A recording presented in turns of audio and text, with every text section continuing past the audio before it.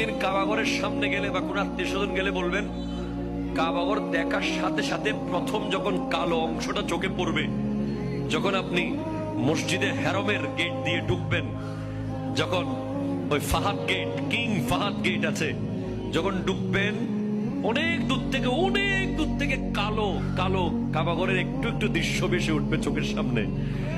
তখন দোয়াটা করবেন, কি দোয়া করবেন কয়টা? যখন কয়টা?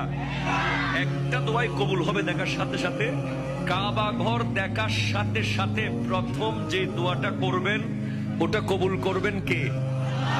এখন শিখে নেন, অনেক মানুষ জানেন না হিকমত।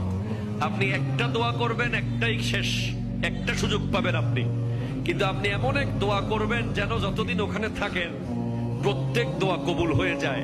এই হিকমতি দোয়াটা শিখে নেন। আপনি বলবেন, আল্লাহ আমি 10, 12, 15 যতদিন এখানে থাকবো, যতগুলো দোয়া করব সব কবুল করে নিয়েন। দোয়া করছেন কয়টা? পাবেন কয়টা?